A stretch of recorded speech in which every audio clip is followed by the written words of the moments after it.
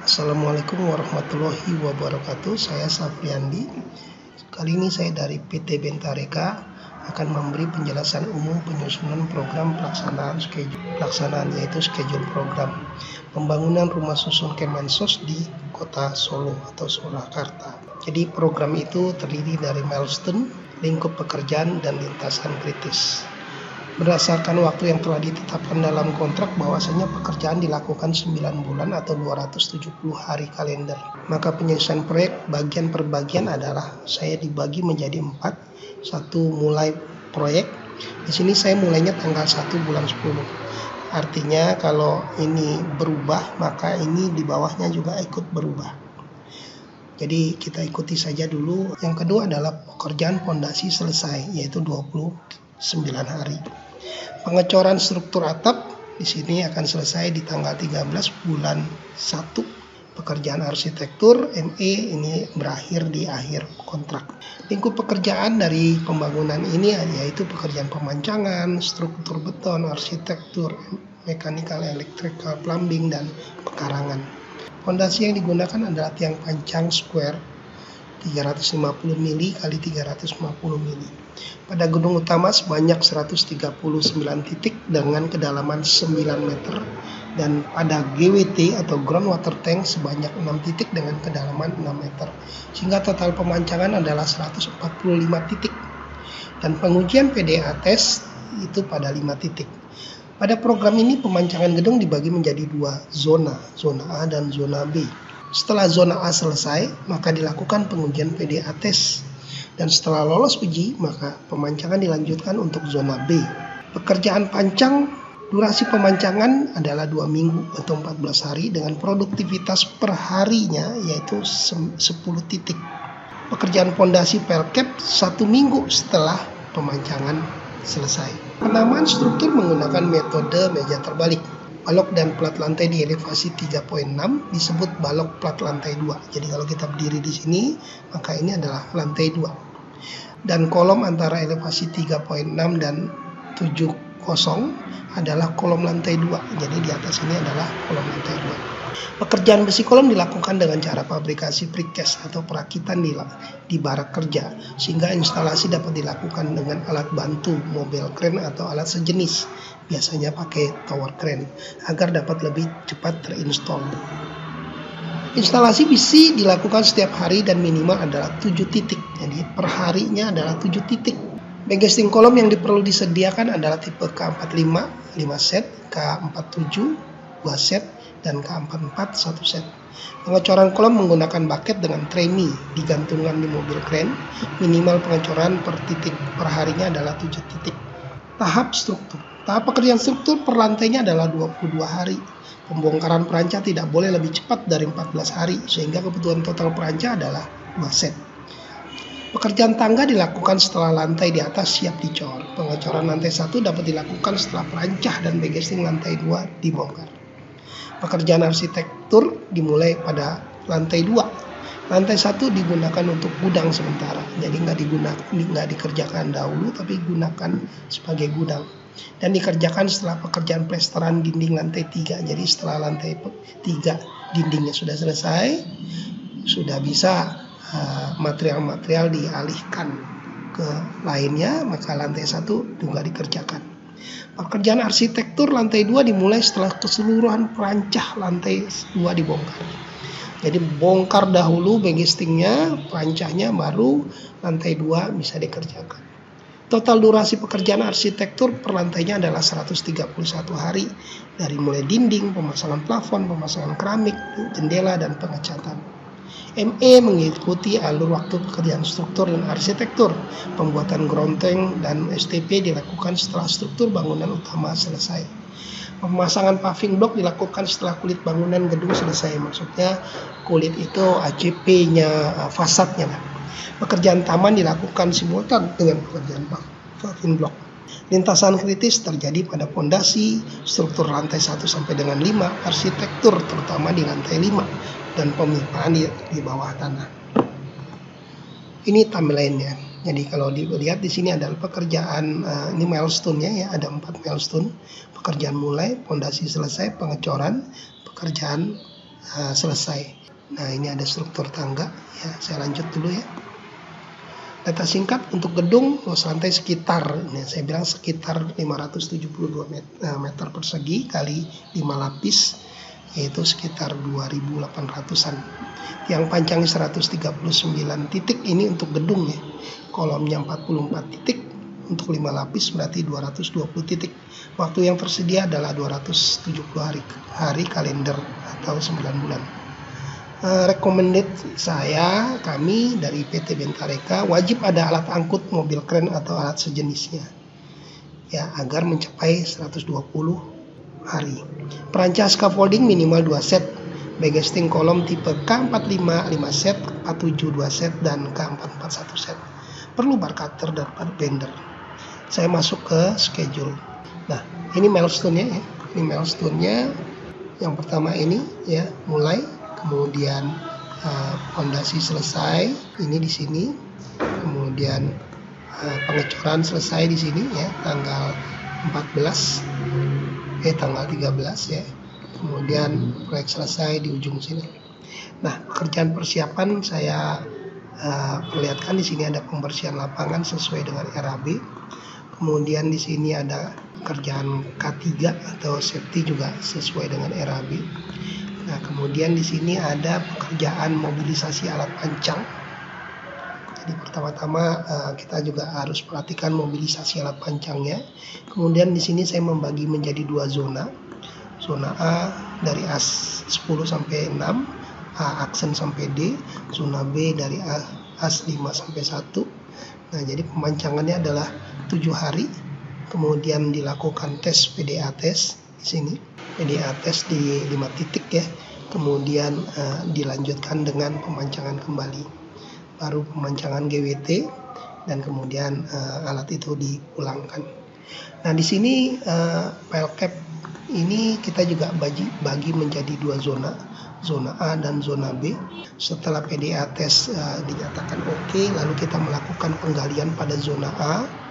Dan ini adalah sekuennya: galian, timbunan, lantai kerja, bagging, kemudian besi beton, dan kemudian pengecoran. Perhatikan di sini pengecorannya, volumenya adalah 57, saya bagi jadi 2 hari. Jadi sekitar 26 kubikan per hari pada saat ini.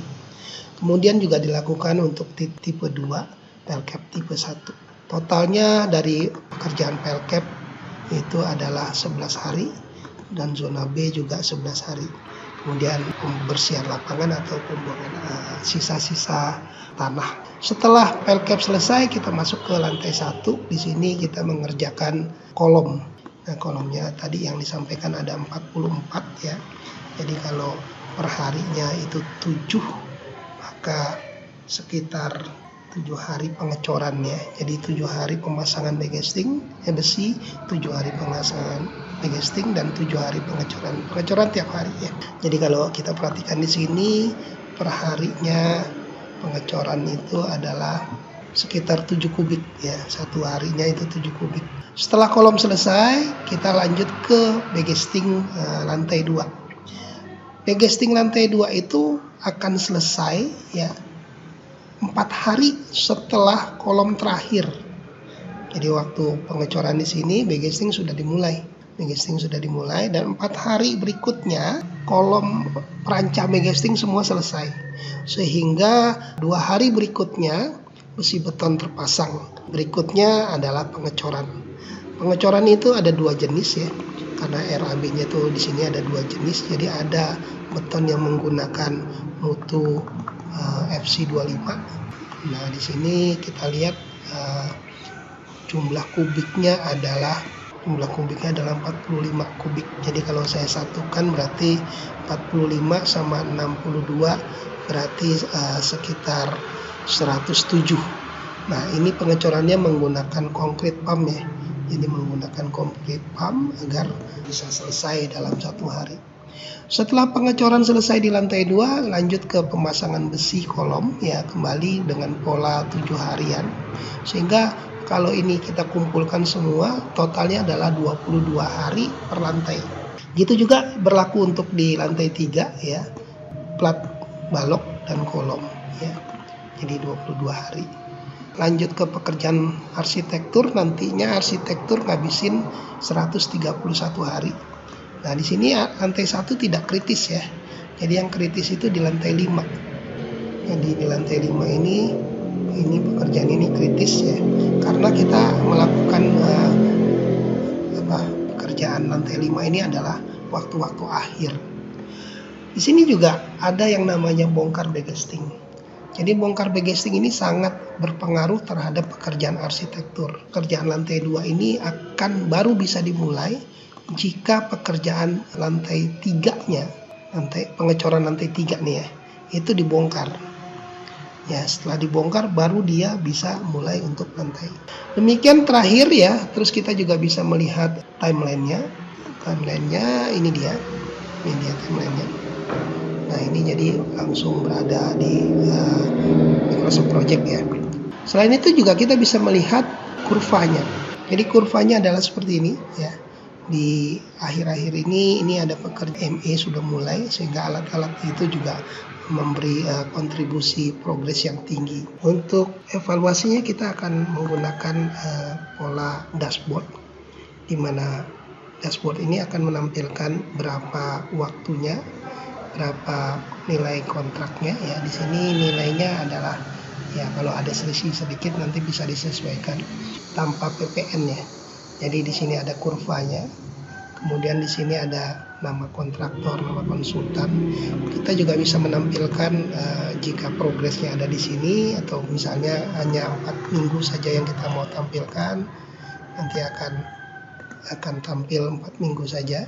Atau kalau kita mau tampilkannya adalah di minggu ke-13, 14, 15, 16, nanti akan tampil yang minggu ke-14, 15, 16, 17. Berarti sekitar di sini. Jadi nanti ini adalah zoom dari progres ini. Di sini progres periode sebelumnya semua masih kosong ya. Jadi belum terisi. Kemudian di bawah sini juga ada waktu mulai, waktu selesai. Nanti kalau ada keterlambatan dia akan keluar berapa keterlambatannya. Statusnya di sini ada on schedule, ada terlambat, ada cepat. Kemudian di sini juga ada milestone. Milestone juga belum terisi karena memang proyek ini belum di tracking. Nanti pada saat di tracking sesuai progresnya akan keluar. Di sini juga kita akan menggunakan Microsoft Project untuk perhitungan progresnya. Misalnya di sini terlihat di sini ada bobot kontrak, progres periode sebelumnya, progres sampai periode ini dan seterusnya ya. Kalau misalnya nanti kita evaluasi di tanggal 15 lah misalnya. Di sini evaluasi tanggal 15, maka saya akan membuat di sini tanggal 15 Oktober. Oke.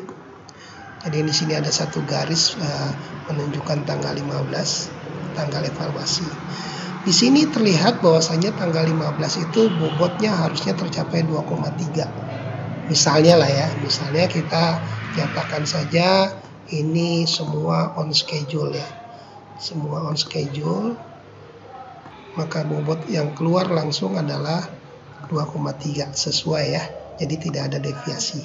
Namun misalnya di sini pemancangannya. Nah, di sini terlihat ada pemancangan zona B yang bobotnya adalah 0,17%. Andai kata aktualnya bobotnya itu di sini bukannya aktual, di sini terlihat bobot pemancangannya sudah 50 titik ya, 50 titik pemancangannya. Nah, kalau misalnya pemancangannya itu bukan 50 titik, tetapi misalnya sudah 75 lah, berarti hari kedua ini misalnya 75.